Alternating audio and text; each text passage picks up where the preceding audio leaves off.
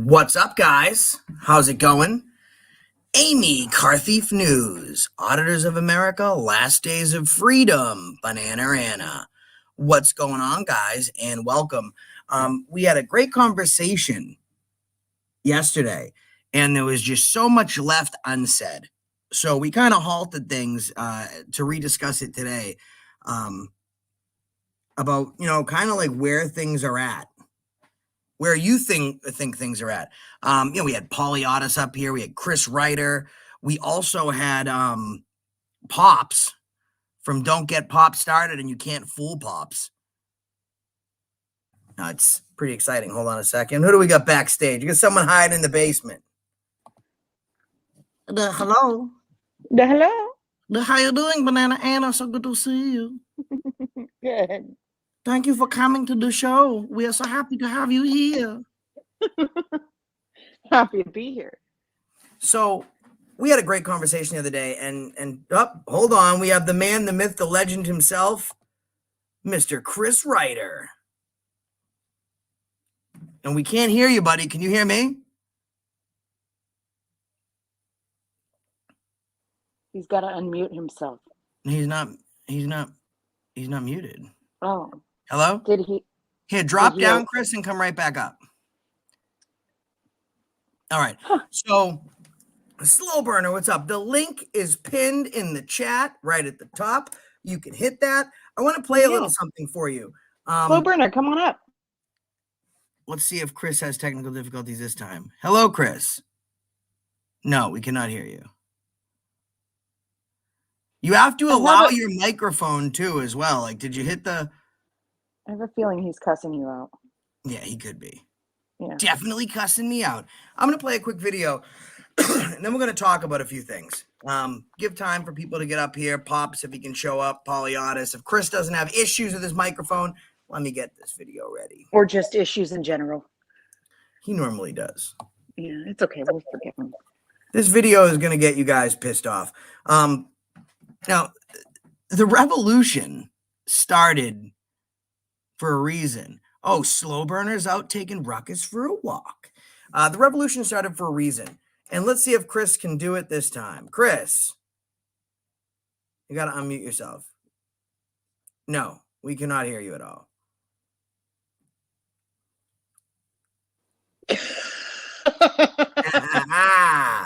What is going on? All right, I'm going to play this video for a second. Let you guys take a peek at what would start a revolution again. I'm going to share the screen. Chris, if you're listening, restart your phone, buddy. Oh, he's trying to come up again. Oh, nope, he's gone again. He's restarting his phone. He heard you. He went to restart your phone. Try that. Technical difficulties. Super difficult. Let's take a look at this. I'm going to mute.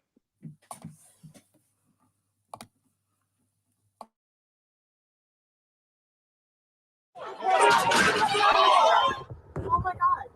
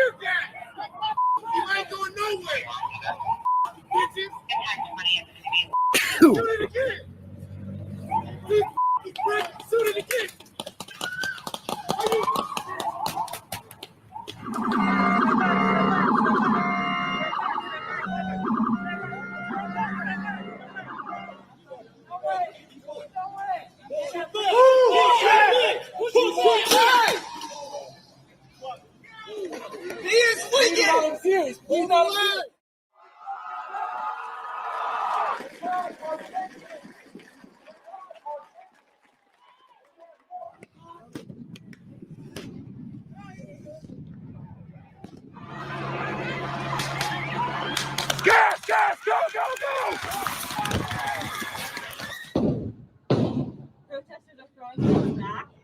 There's a table right now. This is what's being just looked into the street.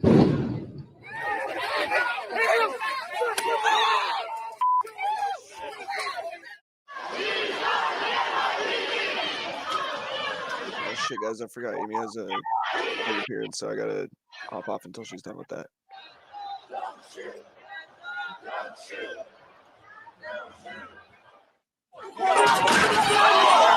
Oh my god. Okay, guys. So, and there's a part of this video I want to draw your attention to. Right here. Okay. You'll watch this man talking to police. They shove him on the ground. This man was in his 80s. He actually passed away. By the time he got to the hospital, he was pronounced dead. Chris, can you hear us? And we can't hear you. Still. Can you hear me now? Yes, beautiful. All right. Yeah, I had to change the settings in there. Jesus, Chris. So, I mean, you sent me this video, and this hit home because a lot of the stuff you see in this video, I was present for. You know what I mean? Like, yeah, I figured you might be. If not for the exact moment, like where these incidents happened, I was at other protests, right, nationwide. And the stuff that you're seeing on this video should hit home. It should resonate. I mean, look at these guys driving into a crowd of protesters. And on the next video, you'll see they're right here. They're dispersing pepper balls and they're shooting this car. This guy's in traffic. He gets out and he goes, "There's a pregnant woman in the car. You're shooting pepper balls at us. Leave us alone. There's a pregnant woman in here." And this is how they responded, guys. Watch your screen. They respond by shooting the pregnant woman with more pepper balls. Just more. Well, there's no way they didn't hear when he said there's a pregnant woman in this car. There's no way they didn't hear that. It was clear as bell. Of course they heard it. And, herein lies the issue. Paulie will be back in a few minutes. Chris, you brought up a great point. We were just speaking privately where you said, this is the type of shit that sparked a revolution. I would like to tell the people that are here, by the way, guys, as everyone's here, please take a second to smash that like button. I'd like to share with you guys a story. There was a very, very small group of people, townspeople, that were limited in their supplies, limited in their weapons, limited in their food, and they were limited to the number of people that they had. And a National Guard force that outnumbered them 10-1 in odds marched onto their property and took their guns. So these people reassembled, they reorganized, and again at 10-1 odds, they rearmed and they fought. And that made nationwide news. That made worldwide news in 1774. That was the American Revolution. And I can tell you that the violence then was not as flagrant as the violence now. I mean, pre-revolution, the violence that you're seeing in this video is nowhere as close to the violence that happened before the Revolutionary War actually started here in the States. I mean, we're there again. For regardless of the reason, whether it was George Floyd or what it was, the people had had enough, and they stood up to say that they had enough. So why are we not, Chris, on the cusp of another revolution now? We definitely are on the cusp of another. Any one of these incidents, and what we just saw in that video is just a handful. I mean, the protests been going on all over the nation, obviously. But we are on the cusp, because all it would take would just be one more step in any one of those incidents, just one more step. The Revolutionary War began, I'm going to be brain farting on some names here, but I think it was Edward Garrett, maybe, got hit in the mouth by the butt of a gun of one of the soldiers, which was like law enforcement back then. And that's what started it. Right there, just one hit by the butt of one of their guns during a protest. And then the very next step was a black person got killed. And then they fought back. In a very small crowd, I believe there was only, I want to say 8 officers involved. I sent you another clip off of the History Channel. I don't know if you can show it. But that's what started, freedom in America, really, technically. And every one of these protests they're there already. All it would take is just one more step. All the people, obviously, you're watching in those videos, they're already they're already protesting. So, and they're already being physical. So I guess, all it would take is just people to unite, and then it could go that direction real easy. Real Yeah, easy. I think the issue that we're facing here is that, and we said it yesterday, and whether people at home like to hear it or not, it's a different class of people and a different America that we are now than the class of people and the America that was then. I mean, and the circumstances haven't changed much, people. I mean, the reason that we gained independence is because we were facing tyranny and oppression, right? And we're facing tyranny and oppression now. And people are just so much more apt to sit back and take it. And that's because we've been conditioned. I mean, and this is on us as much as it's on them. Because when we gave up our Fourth Amendment rights and we sacrificed essential liberty for temporary security, you know, we opened the door. When we said, we're all right because we're comfortable in our life. We have good financing on our house, our mortgage, our loans. I got a brand new PlayStation 4 that I leased through Fingerhut, and things are good. So I'll give up my rights. And this is what's started this problem. I'm getting the robot stuff again. Technical difficulties. You All getting right, a drop robot? yourself, come back. Yeah, I'm gonna have to. Sorry. Chris is using Wi-Fi from the American Revolution, by the way. We have a special guest No tonight doubt. that may be coming on. You guys might know his name. His name is Chase Allen from the Allen Report, and he was at the U.S. Capitol. He was one of those charged. He's been interviewed by a bunch of huge news agencies and shows and HBO. You know, it's important that we keep in contact with our roots and we figure out what our rights are. What do you think, Banana Anna?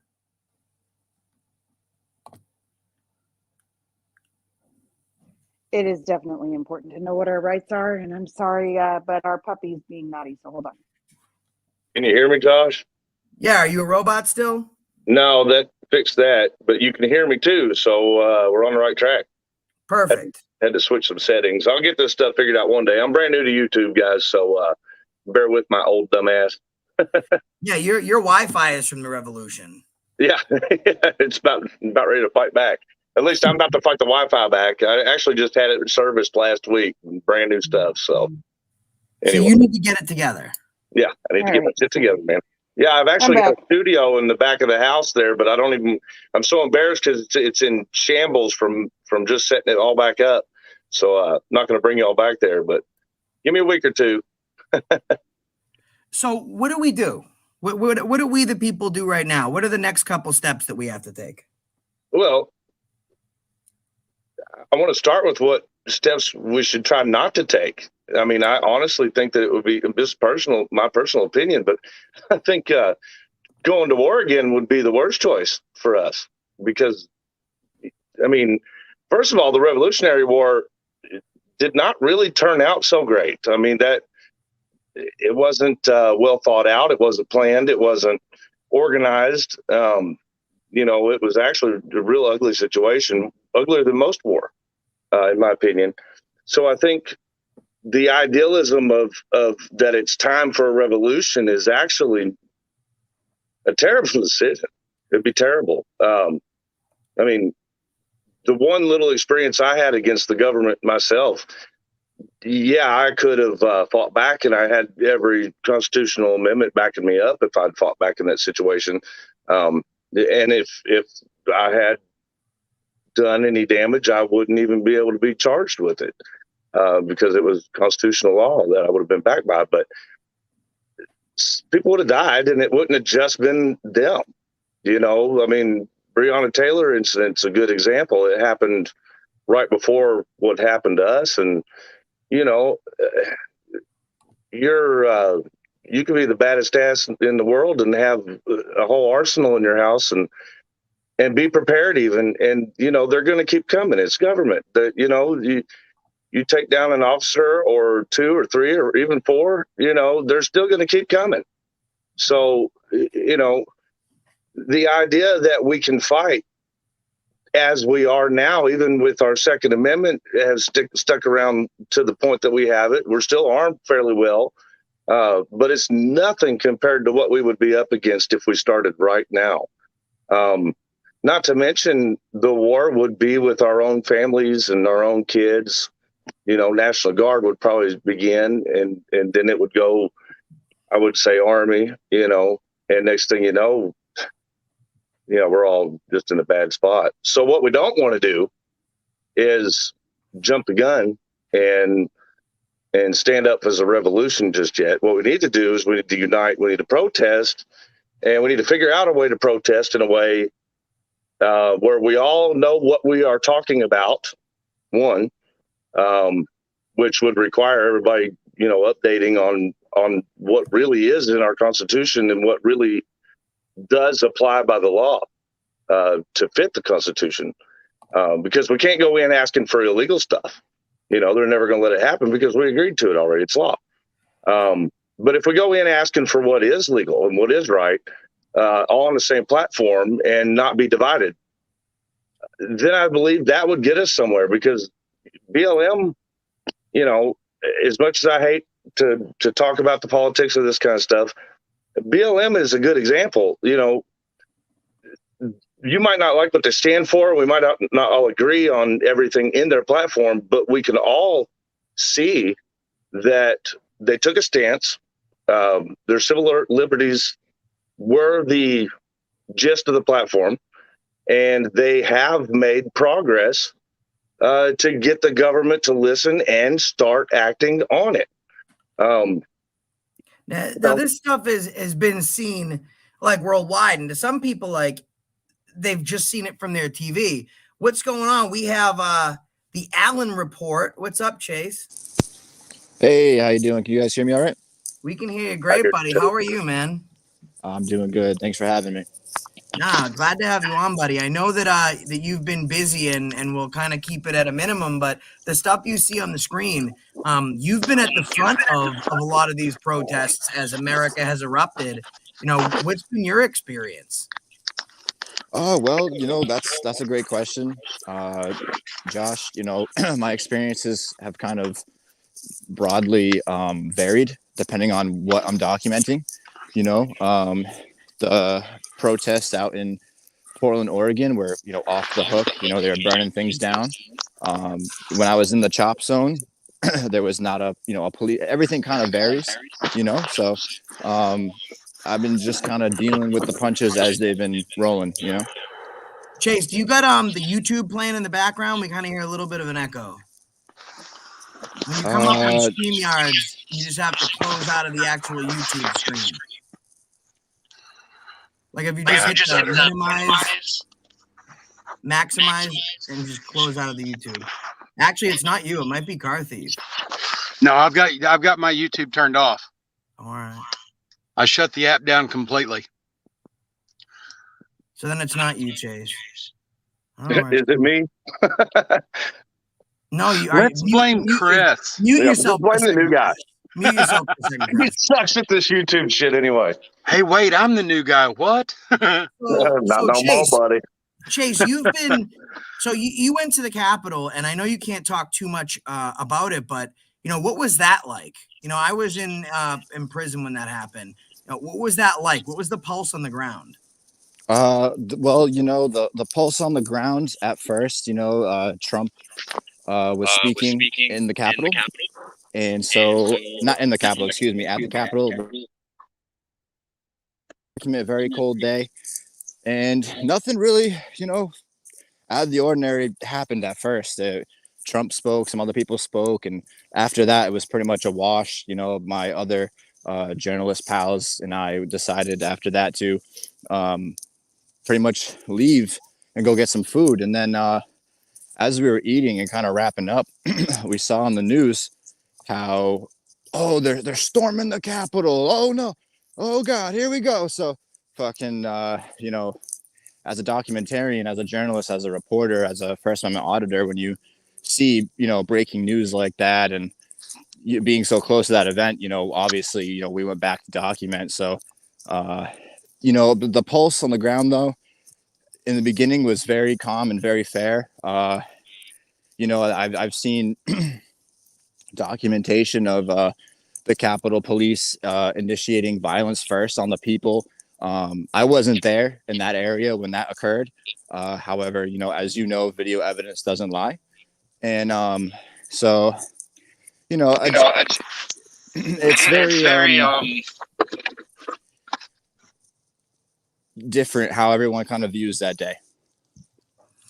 Yeah, so that's the thing. A lot of people will pass judgment. Carthy, if I did mute you, it seems like that echo is coming from your end. It seemed like, people watching from home, they have no idea what's going on. Now, I wasn't at the Capitol, but I've been at these protests. And when you're there, adrenaline's going, it's pumping, because you have no idea what's about to happen. This is when all factions collide into one. And the worst faction of all is armed, violent police officers that only care about officer safety and infrastructure and nothing else. So when you're there, the tension is palpable. So what you saw happening, you're saying that the first violence was sparked off by the police. Oh, absolutely. Yeah. The Capitol Police, they were, most of them actually were ordered to either stand down or they were actually removed for traffic, or they were moved out of the Capitol area for other means. And so once there's a lot of footage out there, as you know, and the footage that I saw, the Capitol Police initiated the violence first. And it's very unfortunate because there's video evidence of the police waving the protesters in, and there's so much evidence that it really can't even be ignored. So it's definitely a day that I don't consider that day a Pearl Harbor or a 9/11. That is the most absurd thing ever. So you think that it might be possible that the feds and the police maybe is it feasible to say that the government lost control post George Floyd? All classes, whether it be poor, median, or wealthy, all job types came together. We retook our country, and in an effort to try and regain control, the Capitol Police and the feds perpetuated this so that way they could try and break the chaos that they couldn't control. Well, what I can tell you with absolute certainty, 99.9%, it definitely was a false flag event. The protest that was scheduled for that day was for, if I can remember correctly, it was for, it wasn't supposed to get out of control or nothing. It was for voting rights, wasn't it? A peaceful election. Might have been voting rights. Yeah. It was something about making sure things are fair, if that makes sense. And right. And so then the government later on decided to spin it and call it an insurrection, which I don't know.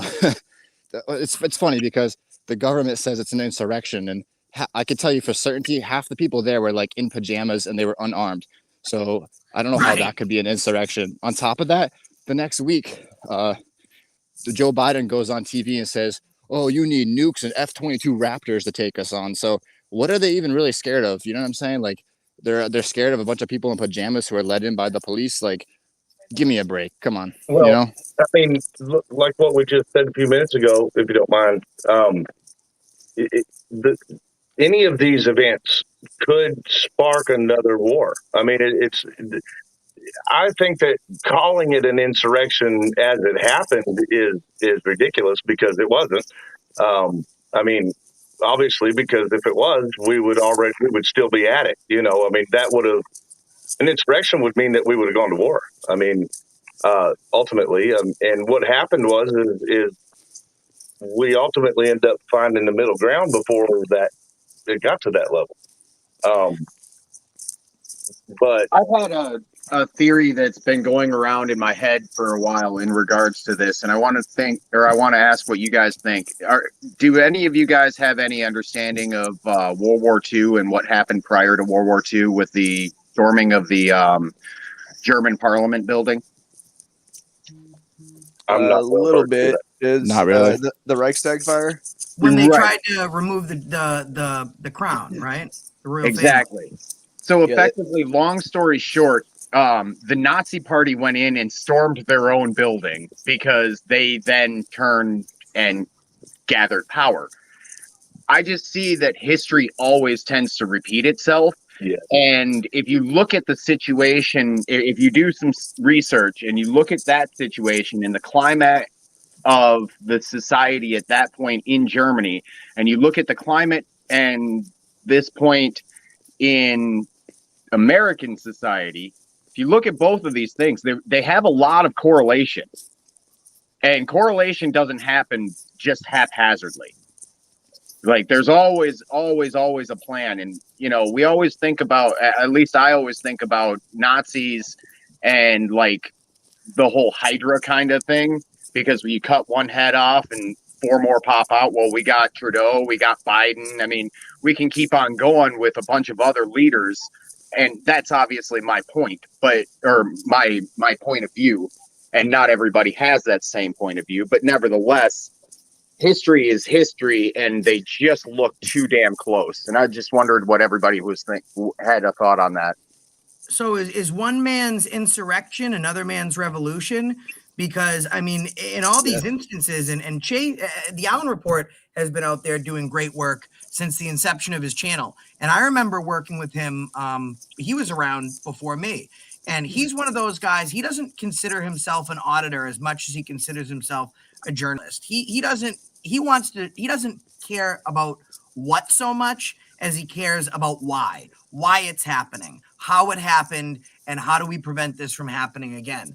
And if you watch some of his videos, you know, he's very unbiased. He's not confrontational. He's just there to figure out like what the fuck is going on. And when you see these protests that he's in, like I get crazy. I have a tennis racket. I'm hitting back tear gas. I'm screaming F you to the police. Like I get crazy. And Chase is there. He's just reporting, like with tear gas. He's being hit by pepper balls. He's getting beanbags shot at him.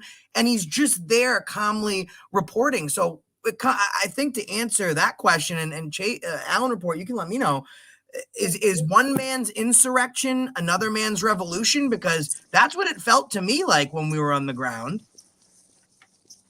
I would agree with that. Yeah, I mean, I'd probably agree with that too. I mean, right after January 6th, look what the Biden administration did. They set up a Capitol Police system for the entire country. Now you're going to have an office of Capitol Police in each state, and they're basically going to keep tabs not only on the January 6ers, but anyone else who dares question the government's narrative or authority. So keep that in mind too. So anybody that has how did Trudeau put it so perfectly? Differing opinion from what is correct or something like that. Right.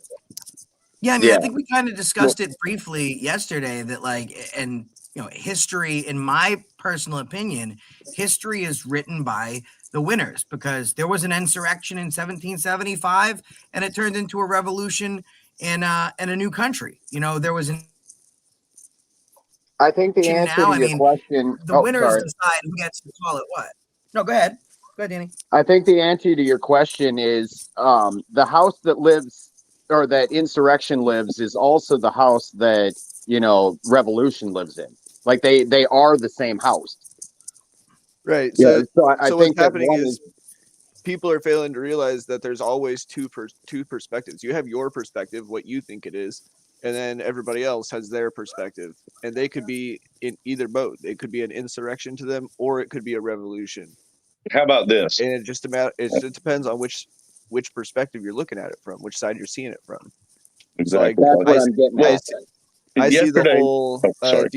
depopulation event, the NWO event. I see that as the same event as the angel of destruction coming down and setting his foot on the land and the sea.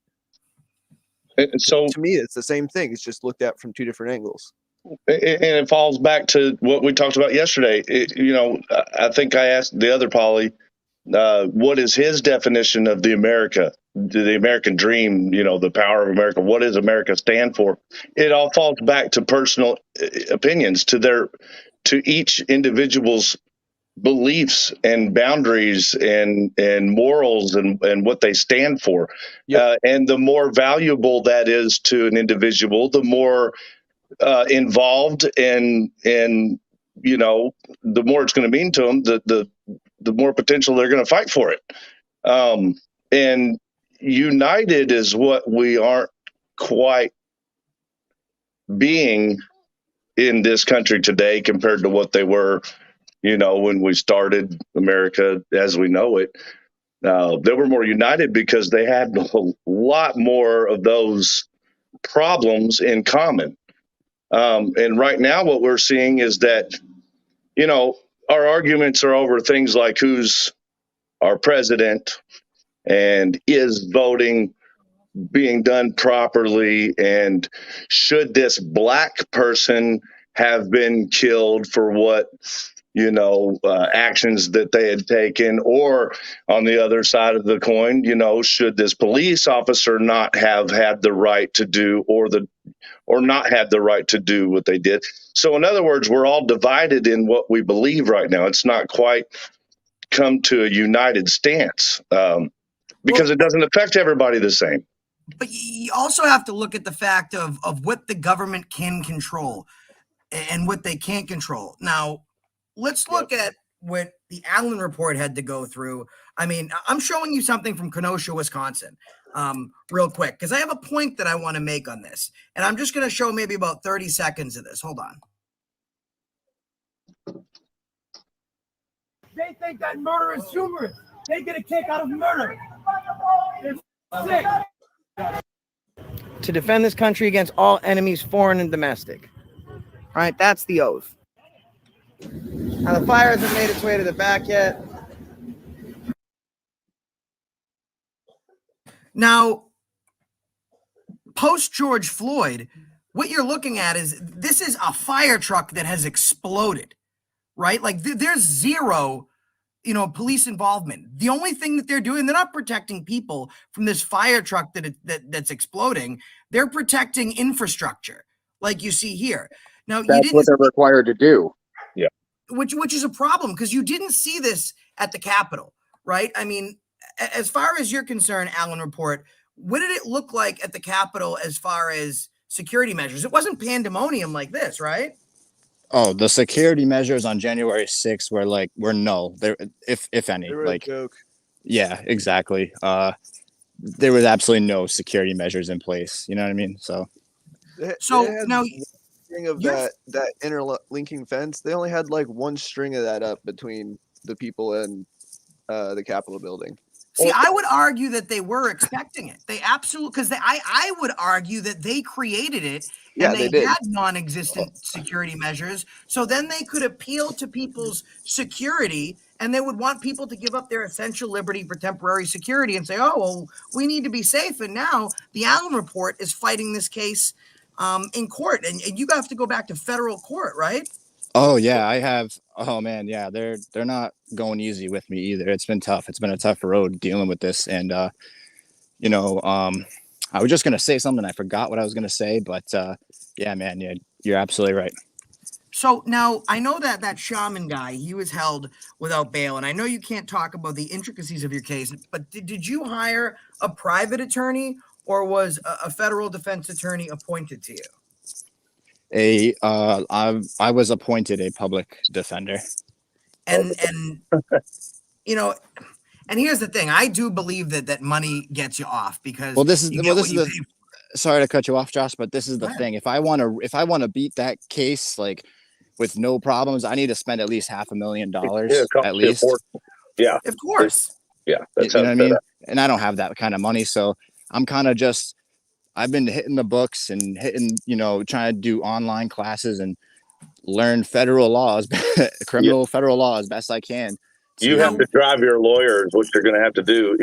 Unfortunately, when you get a public defender, you have to take the wheel and let them know what you need, because that's within the law too, is that your lawyer has to provide service to you in which you expect that service to be, even if that is a public defender. The problem in this case is that this is a public defender, you say, their worst nightmare, because they don't want to have anything to do with this, right? So now, Allen report, what's the criminal penalty that you could be facing if found guilty?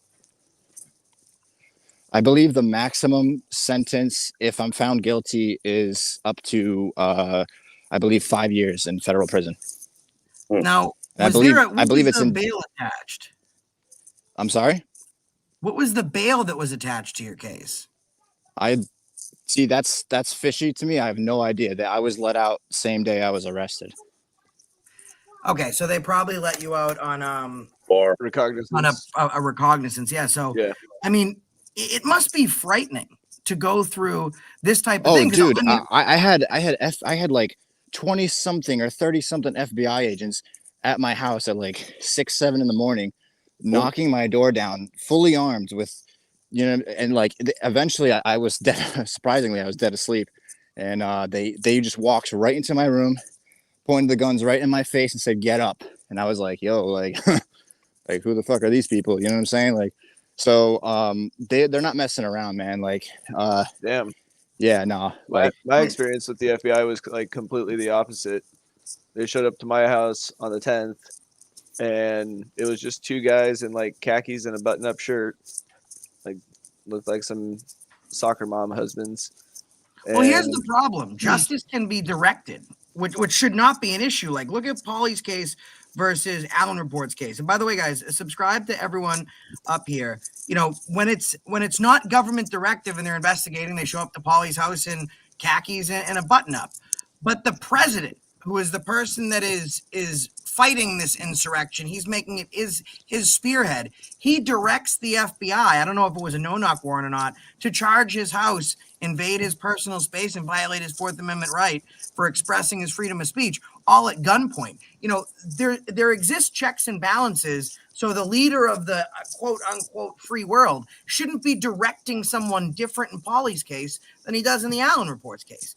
Yeah, they want to make examples out of certain people so that we're scared to stand up and protest. yeah. yeah, Allen Report, did you actually make it inside the building?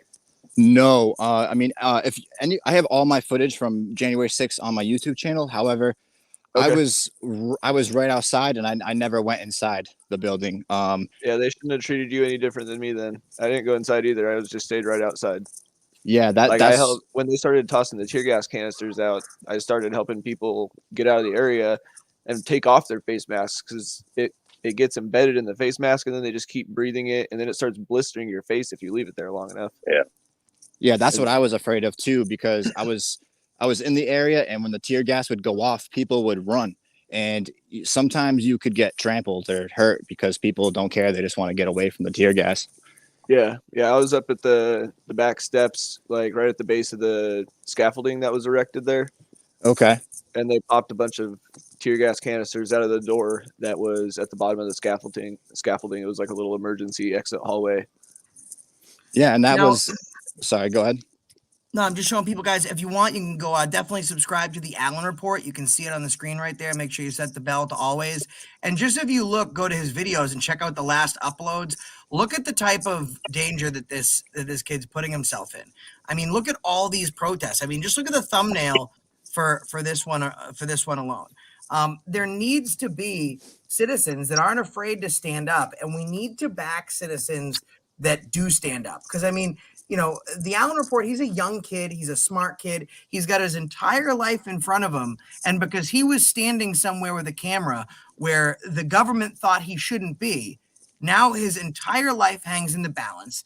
I would suggest that when you have appointed counsel, I'm not speaking specifically about his counsel, but I would say that when you have appointed counsel, you're not getting the same representation that you'll get when you hire your own counsel. And in a federal case where it's this big, $500,000, you're probably having to put down $200-300 just as a deposit. I mean, this is the stuff that you're going through. And, you know, he doesn't have 100,000 subscribers and 50 million views where he's making a ton of money. So it absolutely makes sense for him to be in something that looks like this.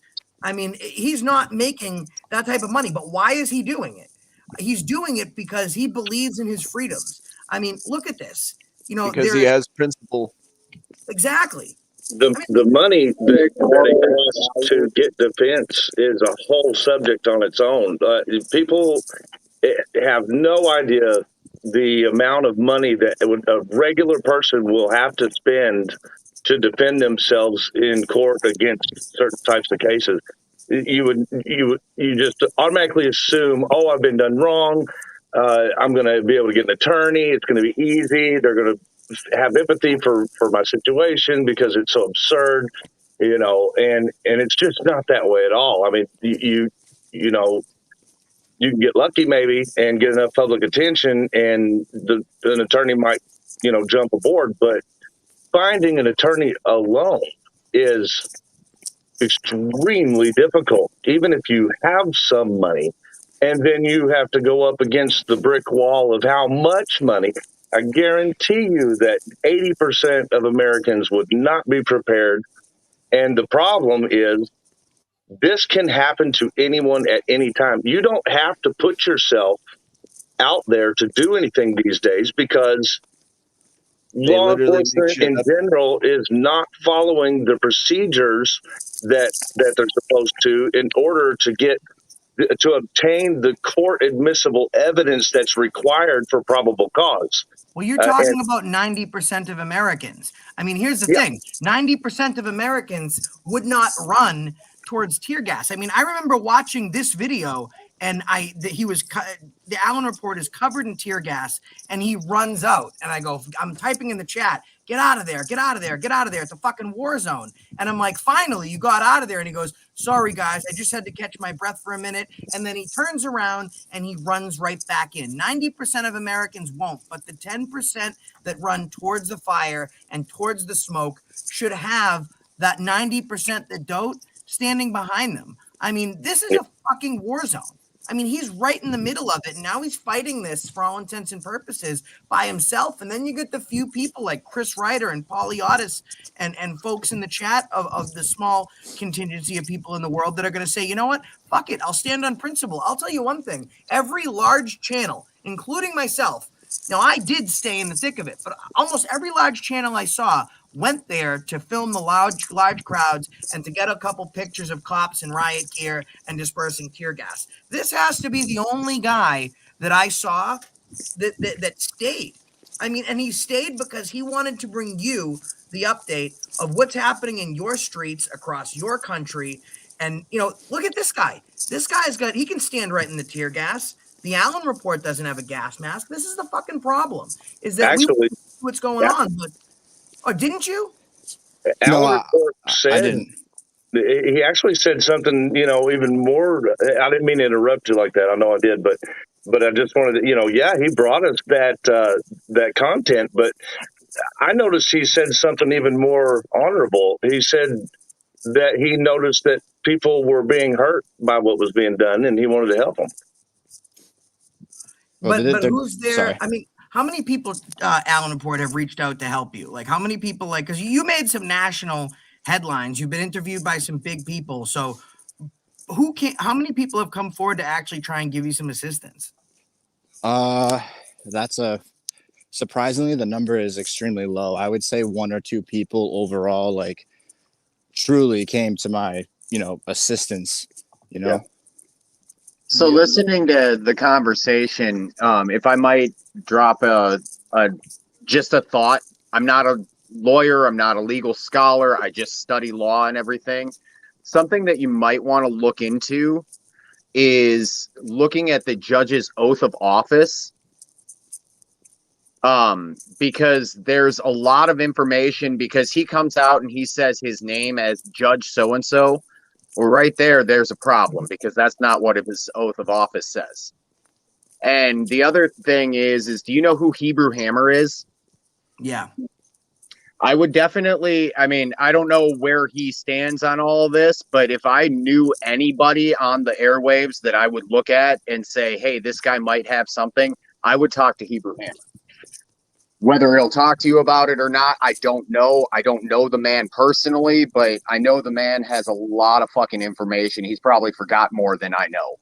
If anyone at home, and I'll get Allen report his information. If anyone at home, Che, you got a PayPal or a Cash App? Yeah, I have Venmo, PayPal. All that. All right. What is is it the Allen report, the PayPal? Yes, it is.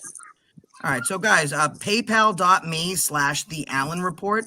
And then we'll also, if you can message them to me, I'll get your Venmo and your Cash Apps and everything put in the description. There's a call to arms to help people that are going through this. I mean, this is absolutely unreal. I mean, the people had no problem rising, but now he's standing and he's doing this alone. And like I said, he's not making like the big bucks of auditing because he's Yeah, no, not. I'm not in it. I'm not in it to make big bucks. Although if somewhere along the road I do make it, that's great. But I do it because it's fun to travel. It's fun to document. You know, I get to network with people. I get to meet great people like all yourselves here today. I get to just be myself, and it makes me happy. It makes other people happy, and that's really all it comes down to. Say, AFA, you know a lot of bigger auditors out there, right? Yeah. So here's a thought on this. So obviously this man is on this channel and we're having this conversation and we're getting his PayPal out there. If I had a PayPal, I'd absolutely donate, but it's all through my business and I don't have the ability to do it. However, I do have a lot of good ideas. And if we got him on every single one of those big auditing channels on a live feed and put his information out on every single one of those, I mean, at least it might not create 50,000, but realistically, that's only 50,000 cups of coffee. If you have 15, 20 auditors that have 200,000 people subscribed, that's literally a drop in the bucket for everybody to donate $1. If I had the ability to do it, I would, but I can give my idea. So who would be? We're talking about lawyer costs for this guy. Cups of coffee is nothing when you're dealing with the legal system like that. I hear you. I hear you, but I would like to help, and that is the way that I can help at this very moment is to offer ideas. So that's Absolutely. I mean, and I think that John Phelaks, here's the problem, and it sucks. Not many people, because you think like, oh, the Allen Report, the Capitol thing's a hot topic, and he was all over, mainstream media, and this could help me with. No one wants to do it because they're afraid of what liberal YouTube is going to think, and how liberal YouTube might, screw with their impressions rate or shadow ban them, so they're going to make the decision based on the wrong decisions. But you got people out there that are really fighting the big fight, like John Phelaks. I'd like to put you in touch with Allen Report. Do you know John Phelaks? Have you spoken to him before? You're on mute, buddy. He might be posting. Sorry about that. I was talking. No, I don't know him. So, do you know of him? The name kind of sounds familiar, but I really can't, put my mind to it. So he's got about 250,000 subs, and he doesn't care what liberal agendas think. He's about this for absolutely the right reasons. And thank you, Scott from Australia. I'll send that to Allen Report as well. He'd be a great person to talk to because he doesn't care what people think or if it makes him look bad. He cares about getting down to the nitty gritty. And this is one of those cases where, like, unfortunately, fortunately, you got like Danny up here, you got Car Thief, Chris, Polyaudis is a great person to talk to. And if you guys are cool, I can link you up with Paulie as well, because he'll probably have a ton of ideas. Yeah, absolutely. Yeah, Paulie can help you find laws to assist your case for sure. Yeah, any assistance I could get would be helpful. I can only do so much on my own, Right, and with the public defender, you're really going to have to take the wheel quite a bit. I'm sure of it. Oh no, I have been. Trust me. That's why when you said that, I was like, how much studying have you been doing? Oh my God, dude! I wouldn't say it's necessarily studying, but it's like, it's a lot of reading. Did you feel let down a little bit? Like, now you and I have been in the thick of it. We've been to the Boston protest together. So when it was protest in war zone and when it wasn't, it was just regular audits. We've done work together. And I think that we pretty much have the understanding generally that if we're filming with someone or we get arrested doing our work, while we're in that jail cell, we don't have to worry too much because the word's getting out there. The people are going to have our back. They're going to send the bail money. They're going to see it through and they're going to help us fight this case. Now, were you surprised when you didn't see that response? You didn't see those people lining up to help you? And B, how did it feel? To be honest, I didn't get my hopes up, so I wasn't all that surprised. I mean, I was a little shocked, but I mean, it's not a good feeling, you know, it's a shitty feeling, but I try not to focus on the negative things as much. I try to just to remain positive and keep moving forward with the things that I know I can, you know, change or, you know, work on. And it sucks kind of like from watching the TV that you've been on. Well, if you sorry to cut you off, but No, if you go want to ahead. go to my YouTube channel real quick again, there's, you know, since we're talking about January 6th, I have a video. I think I'm not sure if it's been updated by now, but last week I heard on the radio they were talking about my video, and apparently it's one of the harshest, because of my video, this guy has one of the harshest sentences for January 6th thus far. And if you go to the YouTube channel, it's called Cop versus the American People, and a police officer gets decked in the face by a random guy, and the cop doesn't do anything about it. And you know, to a certain extent, like I don't ever like. Now this is your video, so just so people understand at home, what you're seeing here is the Capitol. And yeah, that's on January 6th. Yep. The person that's on panel, the Allen Report, this is his video.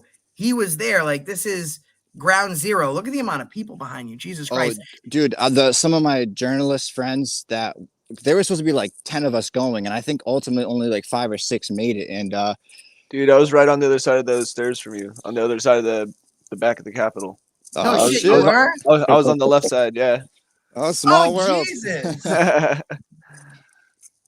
That's dope. Yeah, no, there was at least 1 million people there. I had journalist buddies who, like, the day before they were going to be going, their plane tickets canceled on them because there was just too many people going. So when you said earlier, Josh, how the government knew that this was coming, they absolutely knew how many people were going to be there. They knew that it was going to be, you know, things could possibly get out of hand because they wanted it to. Because they lost control of this country after George Floyd. And there was only one way to take it back, because our actions after George Floyd were freedom. And they had to convert a right to a privilege and make freedom a felony. So they created this whole fucking Capitol nonsense. They propagated it so that way they could say, all right, well, you guys just took freedom to insurrection. Revolution is now insurrection. And now a crime has been committed. And I mean, you're watching this video. He's not combating police. He's walking around. He's doing what I see him doing when I filmed with him. He's in no way being violent. It's almost getting to the part, but yeah, if you want to play it from here, I'm gonna mute myself and I'm gonna turn this up so everyone can hear it. This is the Allen Report. Subscribe. The Allen Report at the Capitol is live footage. This is the footage that went national too. Sir, I have your back. I have your back. You protect me, I'll protect you. I have your back. Man, what an insurrection. I got your back. Are you with Americans? Act like fucking what you know. You don't have no idea what the fuck you're doing. You guys have no idea what the fuck you're doing. Now, once again, America got now one idea. Don't touch me, bro. Get the fuck out of here. Don't touch me, motherfucker. Man, take no. Have your back. Act like fucking what you know. You guys have no idea what the fuck you're doing. Now, once again, America got now one idea. Don't touch me, bro. Get the fuck. Got now one idea. Don't touch me, bro. Get the fuck out of here.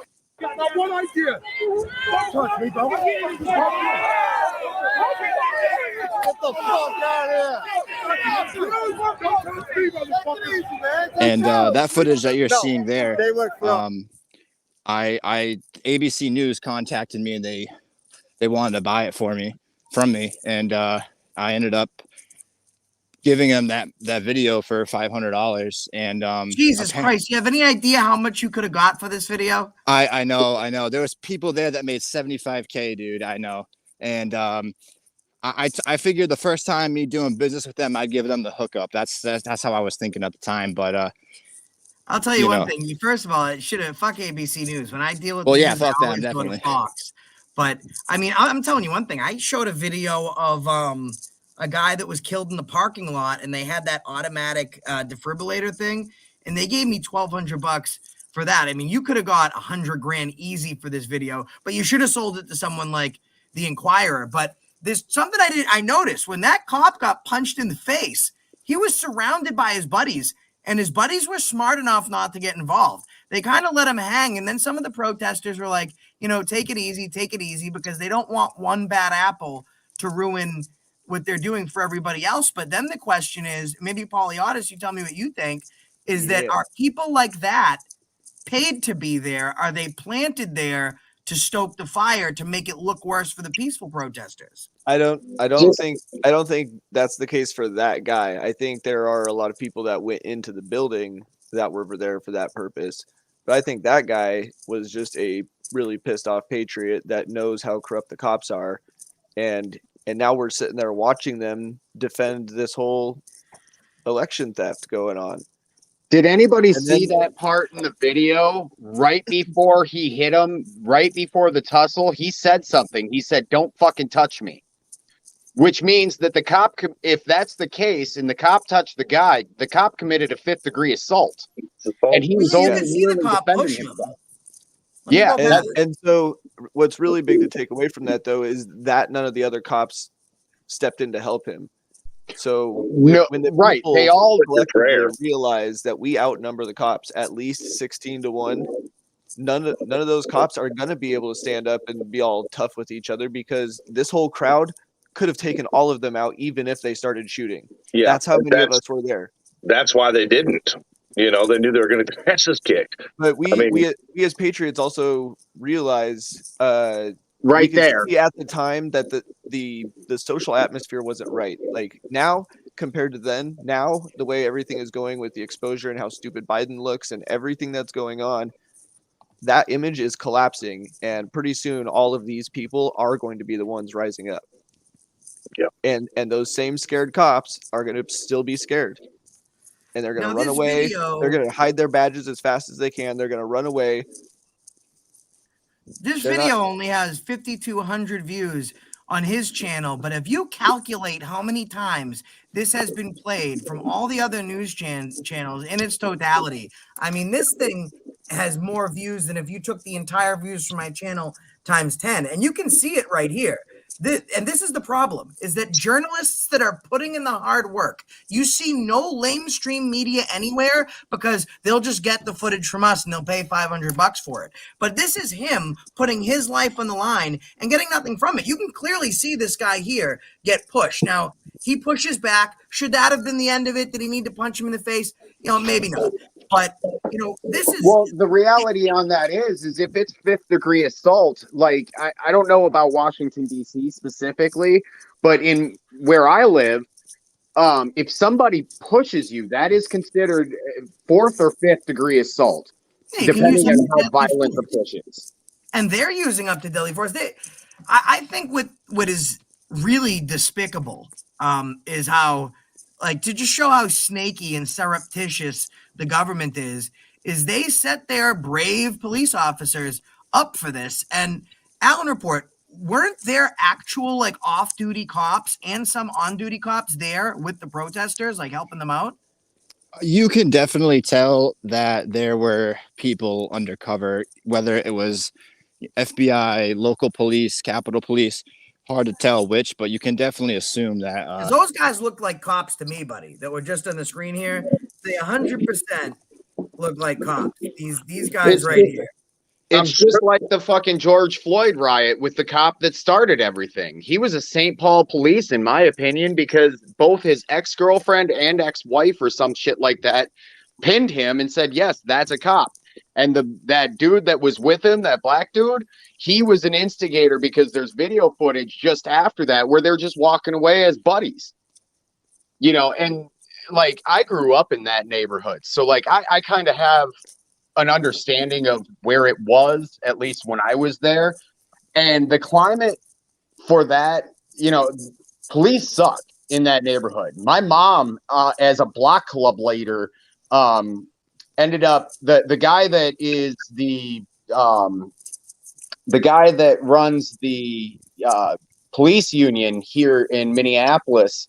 She actually shut him down because he was breaking the law, and basically my mom as a block club leader was like, go fuck yourself. Right. You know, so it's not changed necessarily. And I remember when I was walking past, you know, going to school, I would walk past that fucking precinct every day. And as much as I wanted to see it burn down, that wasn't the climate of that neighborhood. And I don't see that it was any different until you had people that came in as instigators, if that makes sense. Absolutely. I mean, and when you get in this type of environment, you saw like 30 seconds ago that the Allen Report's screen, his phone was kind of like at the sky. That's because you get taken like an undertow in this type of stuff. You know, it's like being sucked into a wave that you can't manage. And I am just appalled that he's even charged, because all he's doing, he's not supporting, he's reporting for the most part. Now I know some of his beliefs and his stance on freedom, so I'm not saying that there's no support, for an American way of freedom or a First Amendment agenda. But what I'm saying is he's just there reporting. He's not breaching the fucking walls. For him to have even been charged in this instance, I think is an affront to the justice system. I think it's an affront to free thinking Americans. And I think it's an affront to like what we believe our rights are, like, because it's not what our rights are, what we believe our rights are. For this man to be charged and risking being held in a dungeon for 5 years for filming something, for exhibiting his First Amendment activity, for having his rights turned into a privilege. I mean, it's absolutely disgusting, and he's just on his own, because that's the climate. If you compare his conduct to my conduct that same day, they would, and they have footage of my conduct. I was on multiple like vehicle cams and body cams because I was yelling at the cops. I was very not peaceful. I didn't hurt anybody. I didn't do anything to anybody, but I was yelling at them. But the only what I was yelling at them about was the law. So they couldn't really say that I was conspiring to defraud the government or advocating for violence against police, because I was recognizing them as already having violated their office, so they're no longer police officers. Well, let's look at what's the common denominator in the uniform. What's the common denominator between the two of you? Look at all those people out there. I mean, what'd you say? 1 million people, probably. Yeah. They're not charging 1 million people for being there that day. They're only charging a handful of select people. What do you guys have that was common denominator in this situation? It's that you videoed. That's a good point. Both have video evidence to support the facts of the conduct that day. And I would think that what we're probably looking at you guys being charged out of all those people, they're charging both of you because both of you have exposure on this, No, I'm not being charged. Oh, I meant to ask you if you guys had actual charge. Well, I know Allen Report, you got to defend yourself in court against it. They do have a charge. What do you mind if I ask what that charge ended up being, or what it is? Me? Are you talking to me? Allen Report. Oh, yep. I'm being charged with 2 charges, and one of them I think is like trespassing or something, like on special maritime law or whatever. Yeah. And the other one is like if you're looking at special maritime admiralty law, I don't mean to cut you off, but if you're looking at maritime admiralty law, you really need to study maritime admiralty law as opposed to federal law, because it's a different type of law. Yeah. Yeah, that's a good point. So, if you're looking at all these federal things, well, federal doesn't have any jurisdiction in maritime admiralty and vice versa. Right. You'll want international human rights law.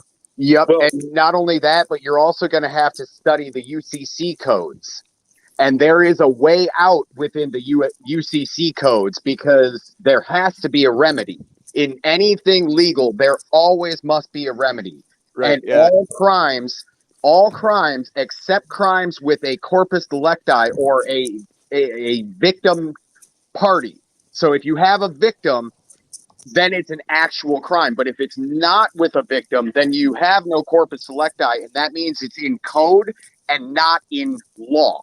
But you just have to study it, and it's not something that I can, like, I've had many conversations about this. It's not something that I can just be like, oh yeah, go study here and go study here, because you have to put the boots on the ground. And correct me if I'm wrong, but a government official cannot be recognized as a victim for that type of crime either, right? As far as I'm aware, I Not like for I said, disorderly. I'm just a studier of the law. I'm not a legal scholar or anything like that, but I'm pretty sure you're correct because they are acting in their official capacity. Police, Which police would cannot mean be a victim of disorderly conduct. They cannot be the complaining party. There is a law that subjugates that. It's called annoying. It's covered under accosting. So a police officer cannot be a victim of disorderly conduct. However, they can be annoyed in their official capacity. okay, but he's being charged with the trespass is how this started. So yeah, right. So trespass. what was the other charge, by the way? The other charge is they're trying to get me on AOM, assault on media. It's like acting violent on special. I think the charge.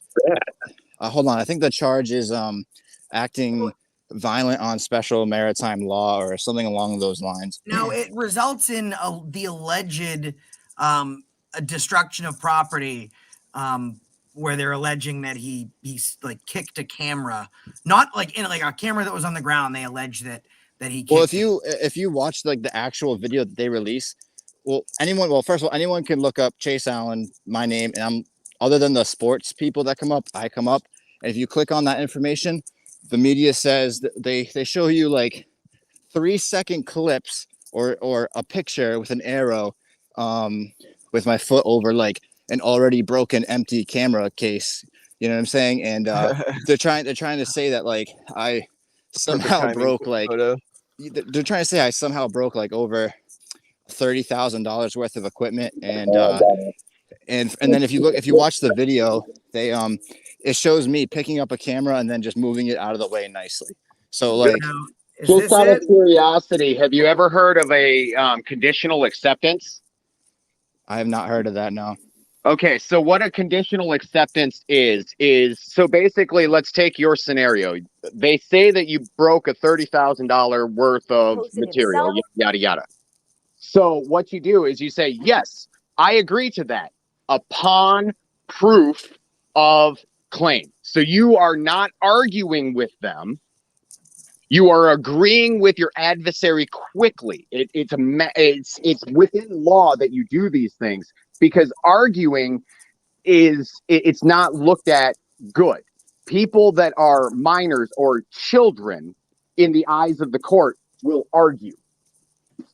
Yes. Does that make sense? Yeah. So be careful with that, because I'm not disagreeing, but be careful with that, because the courts have made a habit of using the hell out of admission, because admission is more valuable than evidence.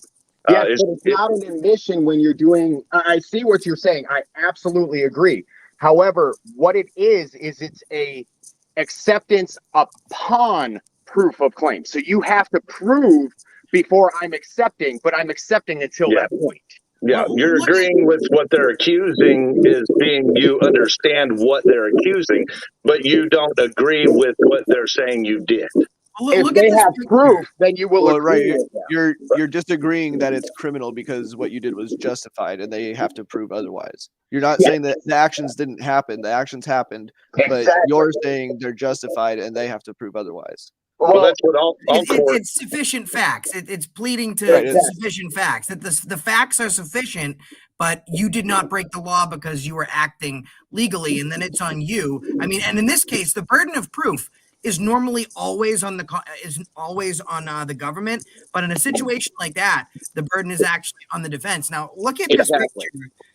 Now, this is protective equipment, right? So this is the protective box, and there's obviously very expensive camera equipment and digital stuff, I'm assuming, inside this box. Now, this box is meant to withstand like gale force winds, hurricanes, and he's literally, this is the picture they're presenting. He has Well, his foot on top of a box. also, Josh, they don't show you me destroying anything. They just show you with my foot on the box. Your How did foot's that over. box get?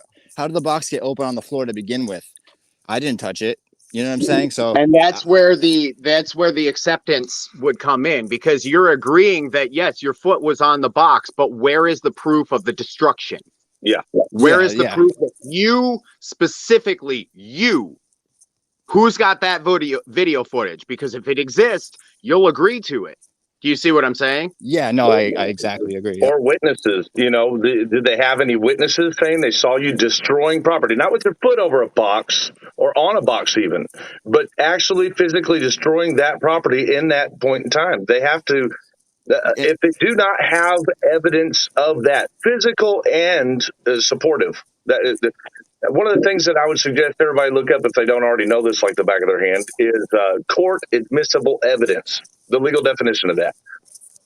They have to have certain criteria met in order for it to be not just court-worthy, but to be able to find you guilty by reason of doubt. They have to have this evidence has to be in a certain way. It has to fit that criteria. And the stronger it fits certain criteria, the more likely you're going to be guilty of whatever they're charging. But what I would think in this case, I mean, obviously, why would we be discussing a video with, I mean, even if you put it in still pictures, the best you're going to get out of that is just the man's foot sitting on a box. I'm not seeing any destruction in any of this footage. Exactly. They don't show you any destruction. They just show you pictures of me and say, because that might not support their fucking narrative. Like, so look at this. This is the U.S. District Court, District of Columbia versus the Allen Report. Destruction or injury to buildings or property in special maritime and territorial jurisdiction, or active violence on grounds. Now, listen, when is the last time? Now, it might be different for us on panel because this is like what we do for a living. But when you're those of you who are at home, when have you ever seen the word maritime used in a charge against somebody? They don't use it. It's people like Poliotis that are educating you on maritime law and how it applies to you. And then you're like, oh, Poliotis or these guys, Chris Wright or Allen Report or Josh, they're crazy people. Maritime law isn't a thing. The U.S. government doesn't recognize it. Well, they recognize it when it suits their fucking needs because they're like, look at these fucking pictures. It's absolutely ridiculous. They need people to be confused when they charge these guys with things, because otherwise everybody's going to realize that all this is constitutional violations. That's what they need. Yep. They Part need of what it to be people don't confusing. realize. Part of what people don't realize is that DC is a maritime jurisdiction by default. It's not a U.S. state.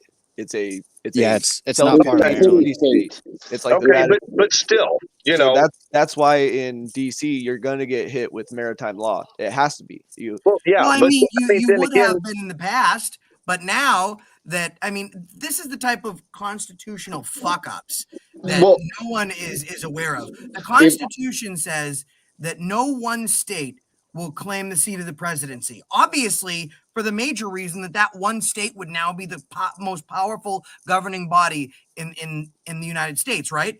It's in the fucking Constitution. However, they made DC a state and they named it whatever the fuck they named it. They use they cherry pick the Constitution and they take things like this where, I mean, he could be tripping, like he could be falling. He could be moving something out of the way of his foot. There's no destruction of property here. But what they did is they said, we'll just cherry pick a couple guys. We'll charge them. We'll use them as the spearhead for our march. And we'll crucify them. And then you get people that are looking at spending significant amount of time in prison. Like, who is the fucking victim?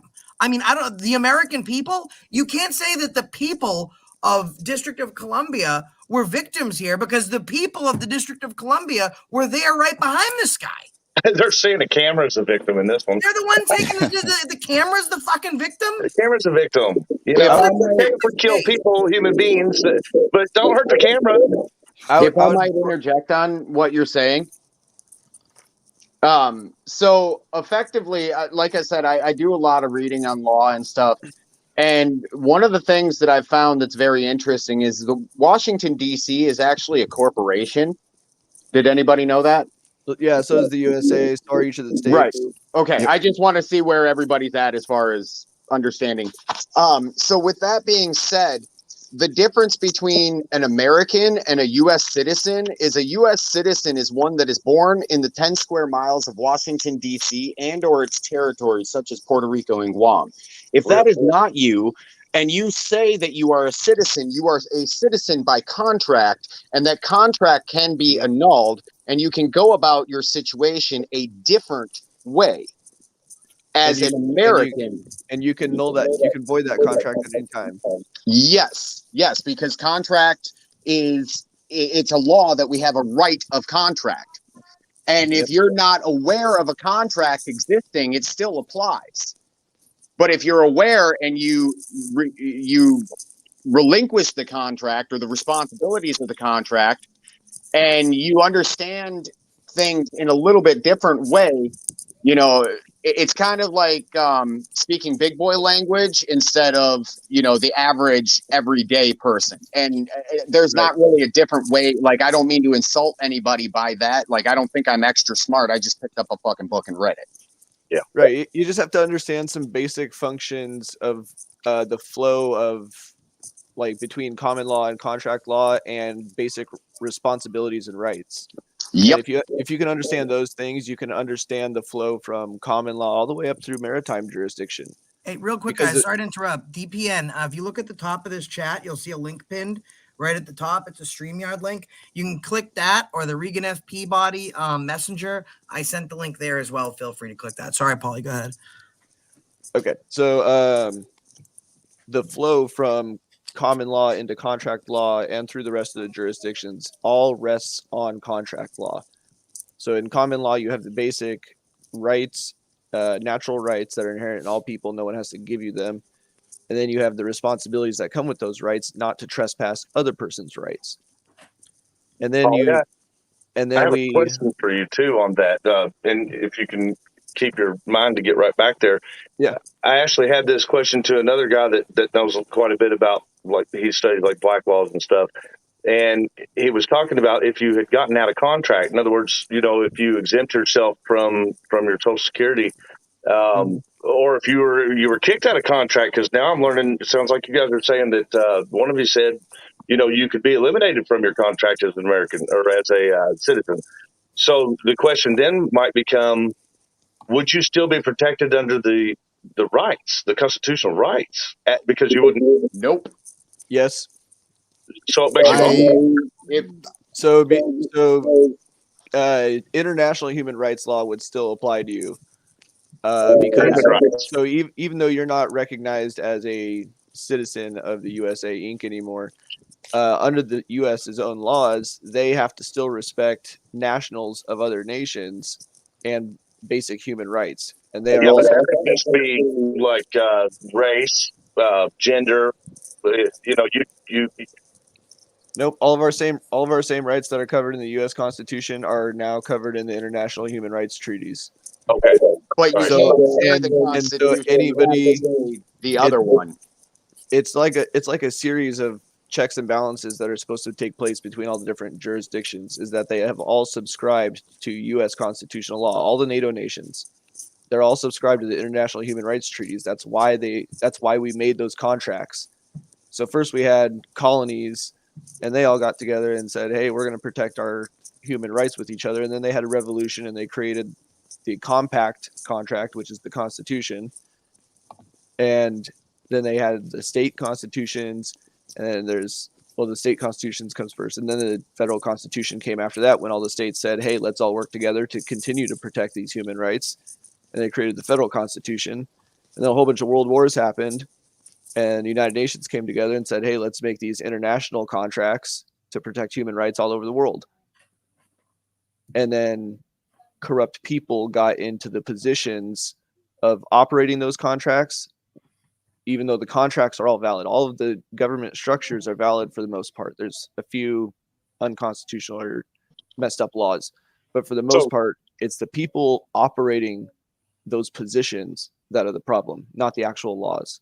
Sure. So but what you're saying though is that even if you were not a citizen, you would still be covered by policy and law. Yep, because of the other contracts that they're also ignoring. So that's the international human rights treaties. I'm glad you cleared that up for me. I've been curious about that. Hopefully my interruption didn't stop you from keeping track. I gotta let my dog out. I'll be right back. Right. They do not supersede the Constitution, but they match the Constitution. They say the same thing.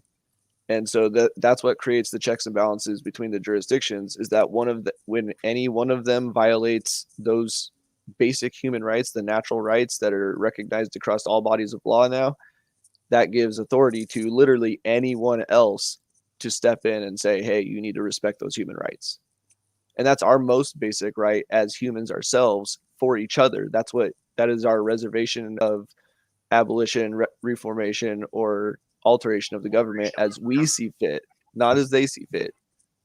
That means when we stand up to alter, reform, or abolish the government as we see fit, it shouldn't matter how much they cry or what they say or what they call us, because it's not as they see fit, it's as we see fit. Now, what do you think, Alan Report, in this situation, when you've done your research? Do you think there's any of the things that Polyaudis is talking about that you can use to help your defense? Yeah, I think throughout this entire conversation, I think there's many things that I could use in my defense, I mean, is the date coming up soon? It's going to be in March. I forget the exact date. I think it's towards the end of March, but it's scheduled for pre-trial.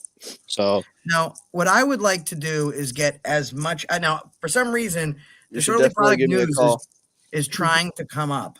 For some reason, he's having issues. DPN, I sent it to you in the Regan F. Peabody Messenger. He's having issues getting up here.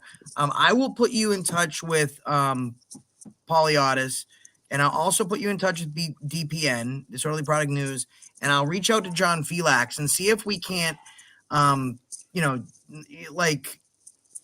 said and others said, see if we can get some eyes to look at this. Like maybe if for a second, if we forget about all the viral videos and everything else going on, we just may be focusing on this, because we can't let one of our community members, and not just from the 1A community or the free press community, but the community of a free American, be thrown to the fucking wolves because the government needs a fucking fall guy.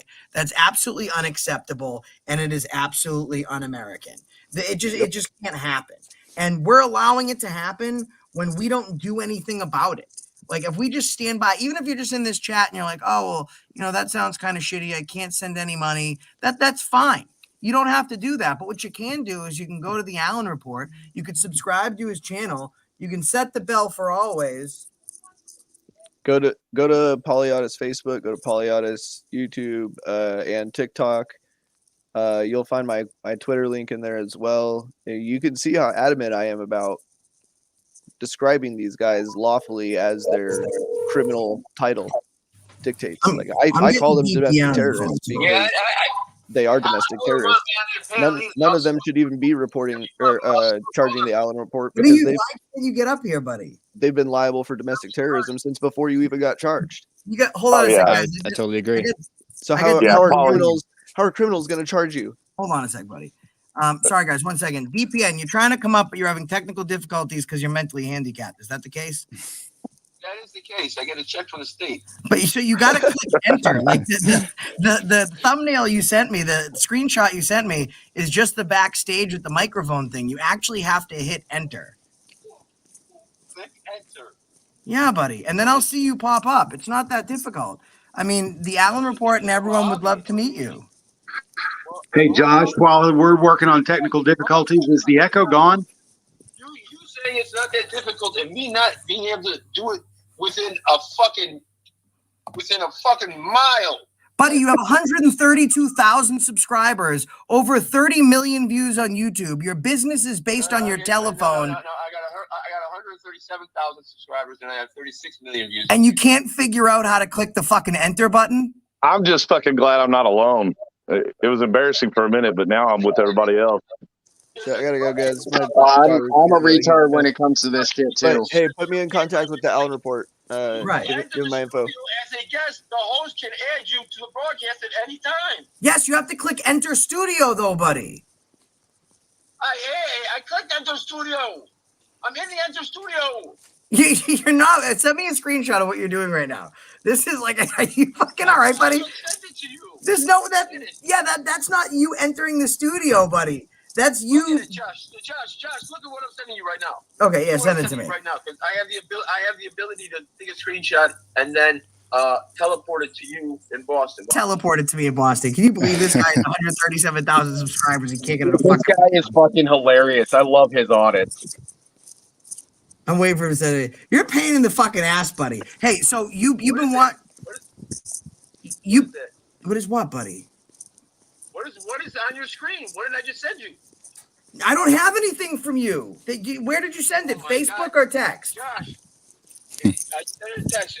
It's your last 4 digits, 4337. Yes. Okay, it's going to you then. What the fuck? I have a picture of you where it says your mic is working, edit audio avatar, NPD, but you haven't clicked the fucking enter thing yet. It says you will enter the studio as a guest. The host can add you at any time, but you actually have to click enter studio, buddy. Navigate me to the enter button. Where did you click did you click the link that I said to Reagan FP body? Yes. Well, you're going to have to join us via telephone. Oh, hold on. Wait, you sent me something else. Let me see what you sent me now. Yeah. Oh, so I sent you a screenshot twice, so you Yeah, all right, let me show you guys. Let me show you what this guy's dealing with right now, okay? Like, if you got a fucking full deck right now, buddy. Maybe I'm not the idiot. You're not, because you haven't clicked the enter part. That's just where you put your fucking name. You haven't clicked anything yet. Show me where the enter part is. He's got to move the screen out of the way. If it sounds like the same thing. Minimize your screen a little bit, buddy. Oh, no, you could. You'll have to swipe off the. He's probably stuck on the Google too. But there's another. If you can clear what's on his screen off, it should come back to that studio entrance screen. I don't know how to help Disorderly Product News. I've known him for several years now. Forget it. Hey, no, I'll do it like this. It don't matter. Okay. We'll do it like this. Let's do it like this, because at least now your brain won't explode. Yeah. So, it's my brain. do you know the Allen Report? Do you know of his channel? The guy that hangs out with Fake Mike Real News? Yes. They used to hang out. Yes, that's him. Yeah. Did you see his video that I had going on up there for a little bit? Is that the one you asked me? Is that the one you sent to me? No, I don't think I sent you his video. You asked me. Okay. No, I have not seen it. I don't watch the Allen Report. So he was involved in the Capitol stuff, and he got charged. And we're trying to get the word out there for him because he didn't enter the building. He wasn't involved in any violence. He tripped over a fucking camera. They're trying to give him 5 years in prison. Dude, did you watch the Senate hearings led by Ted Cruz? No, I didn't. I was in prison. Oh yeah, well yeah, they got TVs there too. The head of the FBI is female, and I shouldn't say that the head of the FBI is female. The representative at the hearings was a female. Ted Cruz said, "Were there any insurgents that were undercover FBI agents at the January 9th?" She said, "I cannot answer that." He said, "Did they forcibly try to make other protesters knock down barricades and cause chaos? I cannot answer that." Did this man, and they put a picture of a man on the screen, did he start screaming obscenities, this and that, so much so that the whole crowd started yelling and pointing at him saying, "Fed, Fed, Fed"? She said, "I cannot answer that." Yeah, so anybody that goes down for it is a setup. Yeah, I mean, Allen Report was there, and you said that you saw guys that were definitely, you thought were undercover, right, buddy? Oh, 100%. I mean, that's ASD Docs was there. Right, and that seems to be the big fucking issue is that, when you have 1 million people marching on the fucking Capitol, There is no way that they don't have adequate security, let alone less adequate security, especially when there's a Trump rally right around the fucking corner. I mean, they knew that this was going to happen, and they needed to get the country back because people like me and Disorderly Product News and the Allen Report were all around the country filming these protests where the government couldn't take control back because the government was in the right. They needed to create a situation where they were in the right, and that's what they did. Let me ask you this, Josh. You said we're not even quite on the same page. Like, my opinion, I'm not quite that strong about my feelings on the voting situation. That wouldn't have been my protest personally, but I'm a strong supporter of protest of all civil rights and for everyone else's feelings.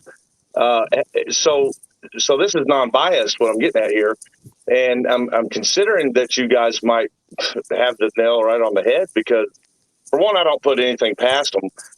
But two, you're talking about balance here, and from a bigger picture perspective, the Democratic side would have been, geared more towards your BLM and a lot of those type of protests that had been happening over a course of a couple of years, right? What if the government was trying to keep balance between Democrat and Republican stance, and Democrat had already been more or less put in the spotlight as the violent protest and blamed for the government wanting balance is like a stripper not wanting money. No, not that kind of balance, Josh. This kind of balance. Like, what if here we've been saying the Democrats are the bad guys for a couple of years now? What if they needed the Republicans to be the bad guys too? That way, it's all the citizens, the civilians to blame. So, in other words, you have Democrats and Republicans that are both the culprit. Joe, DPN, 1 second. Because we have a lag between the cell phone call that I have going on and the panel we have going on. So, DPN, you go ahead, and then Danny, you go ahead, and then Car Thief. You want your head to blow up? Yes. Okay. Every single shit. I'm about to get an accident. Every single one of my tickets I paid in Chicago, somehow they just don't get paid. They get doubled. I'm getting audited. Josh goes to jail. There is the enemy. Who was the enemy in the United States 30 years ago? Communists and the terrorists, mafia. None of them are around anymore. We're the ones that start trouble. Is that not believable? Josh? No, you hit the fucking nail on the head. The government, to make it look like they're doing something and they're protecting us and making us safe and secure, is to be combating an enemy. And in the absence of an enemy, the government just creates a new fucking enemy. So I think that you're right on the fucking money.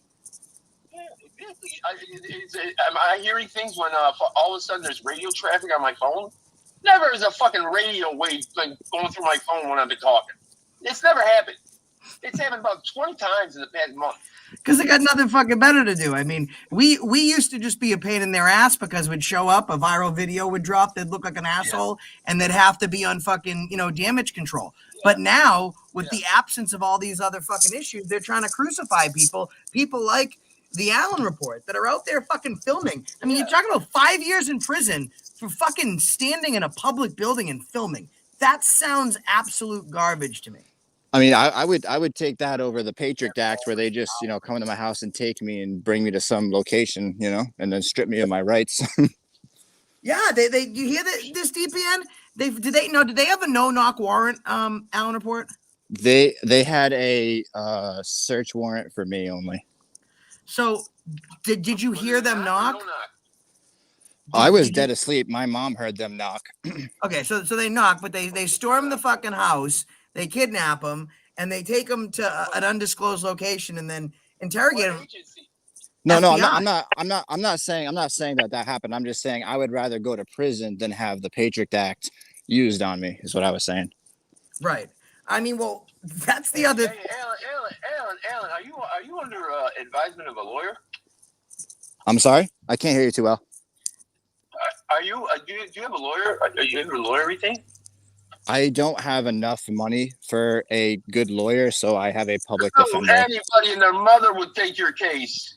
Well, here's I the wish. thing. They won't. There's people like Kyle Rittenhouse lawyers running up for you. They won't, because they see the crusade that the government. Now, I know this from speaking to like other people, and correct me if I'm wrong, Alan Report, but it's a situation where unless you're going to pay them a huge deposit, they're not taking this as a slam dunk case because the government is so hard on it. It's not going to be a slam dunk case. But they're not taking it pro bono. Well, there was a lot of like.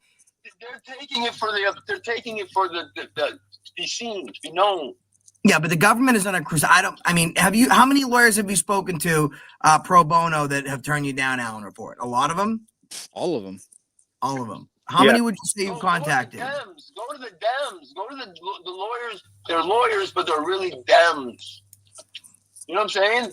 They were a lawyer once upon a time, but now they're for the Dems. They're the Democrats. No, you know what? What it really is that, I mean, for one, what you've got here is a constitutional violation case, actually, because the whole big picture is you were at a protest. That was a valid protest, First Amendment. So you do have, more than likely, you have, well, I'd say a countersuit at least, but to get a lawyer is not as easy as you guys think. I mean, it's just not, because trust me, no, you're not. Now you're putting words in my mouth. I know how hard it is to get a lawyer. I know all the fucking things in the comments. Oh, sue him, sue. I get that, but this is a different position.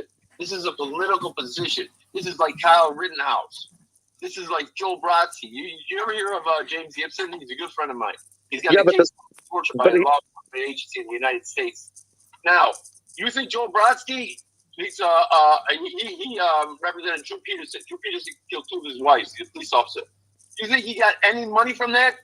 From an old retired police officer? No, he did that to get on TV so he can represent James Gibson, who's about to get $76 million because he spent 29 years in prison for a crime he didn't commit. right. Well, yeah, but the name, you're saying it. The publicity is not quite there. I mean, the Allen Report doesn't have that type of publicity, so the lawyer's not getting advertised with this case. I mean, if he could grab the public attention and make it work. The publicity. Well, here's the thing: is that I would just yell January 9th all day long. When you're dealing with the Rittenhouse case, like, I mean, there was still members of both political sides that felt Rittenhouse was in the right. There was enough of a divisive factor where there was at least some kind of equal balance to who thought he was guilty, who thought he wasn't, who supported him, and who didn't. I mean, the government in its totality. Fox News pretty much. Yeah, I mean, I guess there's less of a divide. The people on Fox News aren't that upset about this. No, of course they aren't. I mean, that's Fox News. That's what I told Alan Report. I said, for all the people you sold that video to, you should have sold it to them. They would have paid the most. Yeah, that's right. The Rittenhouse case got the attention that it did because guns. You're absolutely right. You're absolutely right, Karthif. So, Karthif, what do you think in the Alan Report scenario? What do you think he does from here? Man. This is a hard one because there's some guys here that know so much more about law than I do. And my knee-jerk reaction is, run, man. But, you can't do that. But, I think that going with after listening to what I have, I believe that learning up on the maritime law is going to be, paramount to making this thing happen. The fact is there are attorneys out there that have an honest soul in their body, and they're patriots at heart. It's just a matter of finding one and going from there. It's still going to cost an arm and a leg, but if you want to swing to the fence, you might as well. You're federal prison. You're going to federal court for fucking January 9th. You go get William Kuntz, C-U-N-Z, and then the hairy lady. You'll find them there. If you really want to know who they are, the ones in the Chicago 6, his name's William Kuntz. He's still alive. And the other one, she represented Larry Johnson in New York. Both of them are tremendous cases, and they're unbelievable, and they're public defenders. No, they're unreal. DPN, can I put the Allen Report in touch with you on Facebook, and maybe you guys can talk about, because now you have a lot of people on the Rolodex too. If you watch the Larry Davis documentary on YouTube, he shot about 9 cops and got off. Damn. In the project. He shot 9 cops and got off because the cops were making him sell drugs. I think what he has to do is, it's important for you, Allen Report, is it doesn't matter so much what happens in the court of law so much as you need to be making your case in the court of public opinion. And I know that you're limited with what you can discuss, and things kind of suck right now, but you have to control. It's got to be the right stuff too, Josh. It's got to be the right stuff. Of course. Every lawyer tells you don't say a word. Of course. I mean, that's not the easiest thing to do, you know? Get yourself. Now, let me ask you a question, DPN. If you can figure out how to press a button on your computer, would you have the Allen Report on and maybe do something with him? Well, that's a moot point because we both know I can't press the button. Right? Well, I'll help you press the button. How about that? No, we tried that also. That's why I'm on the phone. So that's just a moot point. He's a quality auditor, not a quality button pusher. Right. No, he's excellent at pushing buttons. Trust me. Police around the country would agree. Guys, I believe when we left this, there was no enter button on the fucking screenshot that I sent. My technological fingertips, wizards of fingertips, sent over to Boston, Josh, and there was no enter button on the screen. Right. So who's the Bill Gates and who's the fucking the fuck out of here? The fuck out of here. So that's why I love that fucking dude right there. That dude's fucking hilarious.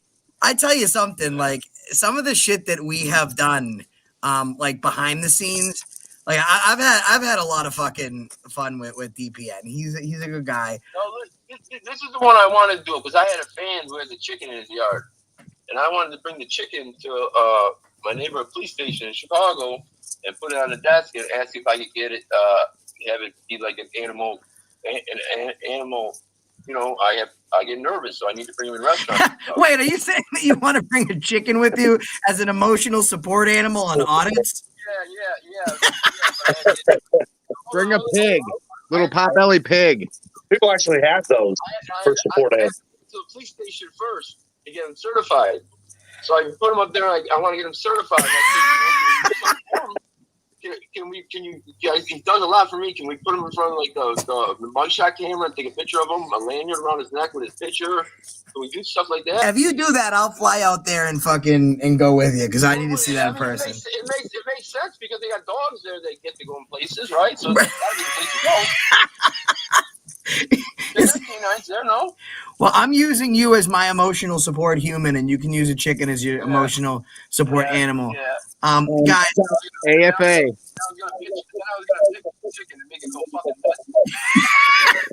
Yes, who said my name? Was that you, Danny? I did. Tell him he needs to use a potbelly pig. It would be much more appropriate. He said you need a potbelly pig. Yeah, but they just wander around. Once I pitch the chicken and his feathers go flying, he's flying up behind the desk. Officer, get off the phone. Plus, that chicken's gonna be shitting everywhere. And if you ever get assaulted by police while you're auditing with the chicken, you can say, "Don't touch my pecker." This is a good point. I was going to have my cousin call. I'll be like, come on in. They're about to give Ernie his picture. I know they'll give Jake his. Now, let me ask you a question. Come on, bring that pig in. As soon as the cop grabs the chicken, are you going to be like, "Officer, did you just grab my cock?" Emotional support cock has a ring to it. Cock ring. All right, guys, I gotta wrap this up. Please, you motherfucker. all right, guys, please subscribe to Danny Williams, Car Thief News, the Allen Report. Go to the Allen Report. It's paypal.me / the Allen Report, ALLEN, the Allen Report. I put his channel up there. I need all you guys. Send me his stuff. Send me his video. I will. So everyone in the chat, we appreciate it. When I wrap this up, Allen Report, I'll get you all the information for everybody. Go subscribe to Disorderly Product News. and please make sure that you fucking get involved in your communities. Don't subscribe to me. I'm fucking terrible. Play some outro music. It'll sound cool. What do you want to hear for outro music? Well, you did All right, you know what? I got a song that, ladies and gentlemen, this is for my new. Well, it's not my new friend, my old friend. This is for Disorderly Product News. This is the outro music. Thank you so much. Fuck you talking about. Thank you much. Appreciate y'all for having me. This is great music. All right. Hey, Alan Report, I appreciate it. Thanks for coming up. Good luck with everything that you got going on, bud. I'll put you in contact with DPN. I will. Chris, Good luck, buddy. Danny, I appreciate you guys all the moderators, everyone that stayed in the chat. Appreciate it. That's the reason I stopped you today.